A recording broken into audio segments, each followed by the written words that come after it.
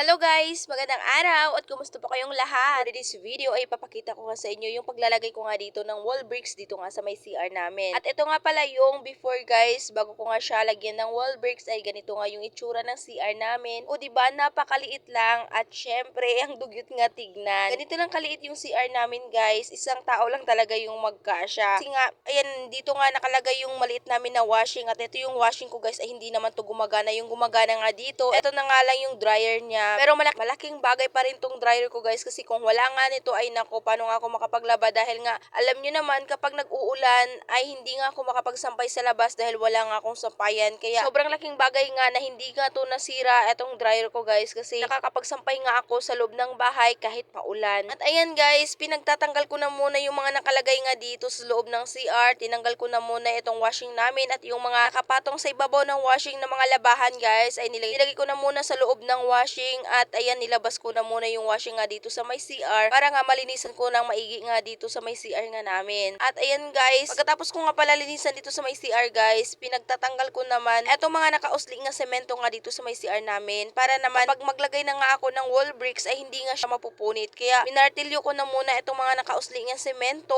Pagkatapos ko guys matanggal etong mga nakausli dito nga semento guys, ayan, naglinis na naman ako ulit. Ay nako, Diyos ko, inuna ko kasi maglinis kanina guys. Hindi ko naisip na kailangan pala unahin pagtanggal etong ang mga nakausli na semento para isahan na nga lang yung paglinis. Kaya ayan tuloy guys, na doble-doble na yung pag ano ko dyan kasi pagkatapos ko maglinis, tinanggal yung mga nakausli na semento at naglinis na naman ulit kasi kailangan tanggalin yung mga semento nandyan sa lapag kasi masakit nga sa paa. At ayan guys, pagkatapos ko nga dito talaga malinisan guys, binanlawan ko naman etong dingding para talaga matanggal yung mga alikabok, para talaga mas matagal nga yung kapit ng wall bricks nga natin dito. Kasi yan kasi din yung nakikita ko guys kapag naglalagay nga sila sa dingding nila ng ganito, ng wall bricks ay talagang pinupanasan nila yung dingding nila para matanggal talaga yung alikabok at mas madikit talaga yung wall bricks o mas makapit talaga at matagal nga talaga matanggal. Matagal ko na talagang gusto guys na maglagay nga dito sa CR namin ng wall bricks para naman gumanda nga tignan. Kasi ko guys, si Sherry, lagi talaga niya pinupuri ng CR nga namin na pangit nga. Madalas siya dun mag-CR nga sa nunangan niya kasi daw namin ay pangit. Tsaka yung CR namin ay medyo madilim. Yung ilaw kasi dito ay mahina lang kasi. Tapos ganito pa yung dingding. At ayan guys, pagkatapos ko nga pala mabasa itong dingding guys, ayan, at nung medyo matuyo na nga siya,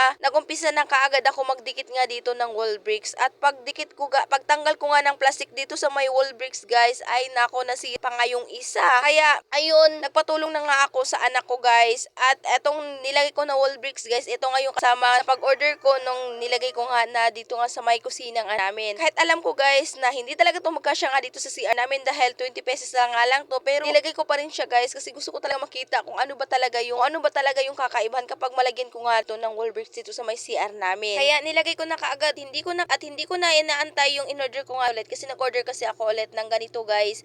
Matapos ko na nga yung paglalagay ko nga at hindi ko na iniinda yung sobrang lagkit nga ng katawan dyan guys kasi nga sobrang talagang matapos yung paglagay ko nga dito. Alam nyo ba na pangarap ko lang talaglagay nga ako ng ganito sa CR namin dahil nga ay lagi ko kasi itong nakikita sa mga kakumami vlogger ko na nag-DIY sa bahay nga nila or yung nag-make sa bahay nga nila. Kaya isa din ako sa nangarap nga na balang araw makapaglagay nga ng ganito sa bahay nga namin. Mabuti na nga lang yung paanak ko ay wala nga pasok noon at natulungan niya ako sa pito. Siya yung nagtatanggal ng mga plastic kasi nga sobrang nahihirapan ako magal nga ng plastic kasi dumidikit kasi siya kapag sobrang madikit kasi niya guys, kaya nagpatulong sa anak ko. Kasi hindi ko pa talaga kung paano nga maglagay nga talaga nito na ako lang hindi nga ako mahihirapan. At hapon na nga ako natapos dyan guys. Nagmamadali na nga ako dyan kasi mag-asikaso pa nga ng hapunan nga namin. At nung malapit na nga ako matapos maglagay guys, ito lang yung nalagyan ko nga sa 20 piraso nito. Ayan, natapos na nga ako maglagay guys. Nga yung nalagyan ko lahat. Ayan. At dito naman banda guys, hindi ko na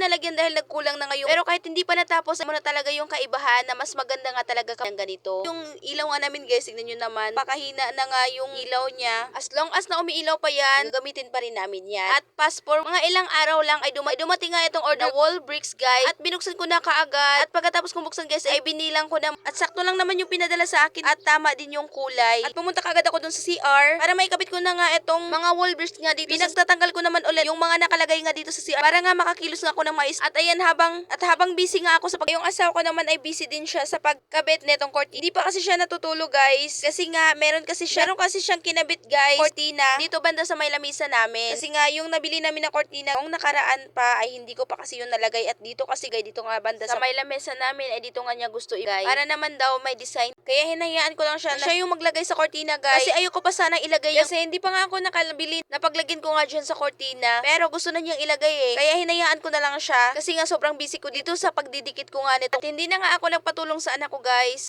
magtanggal ng plastic nga dito. Kasi nakuha ko na nga kung paano nga siya na hindi ako mahihirapan. At medyo nagugutom na nga ako. Kaya sabi ko sa asawa ko kapag matapos siya maglagay ng kortina ay magluto nga siya ng ulam. At ayan, malapit na nga siyang matapos ito ng kortina, guys. Pangit pa nga yung pagkalagay, guys, kasi nga kailangan kasi bakal kasi medyo mabigat kasi no, yung kortina. At ayan, guys, sa pagdidikit at eto na nga yung tignan nyo naman, 'di ba? Sobrang ganda na nga tignan. Sobrang laki na nga yung pinagbago nung nalagyan ko na nga siya ng wall. At hindi na nga matatakot mag-CR dito si Sherry. At pagkatapos naman, guys, lumabas naman ako, gutom na talaga ako. At paglabas ko, natapos na nga yung asawa maghimay nitong mga gulay. Itong mga gulay kasi sabi ko sa kanya, ako na lang yung magluluto kasi nga nagugutom na talaga ako. At yung niluto ko lang, guys, etong adobong sitaw. At ayan, guys, kain po tayo. Thank you, Lord, sa lahat ng blessing. At yan lang muna for today's video. Maraming salamat po sa inyong panonood. God bless.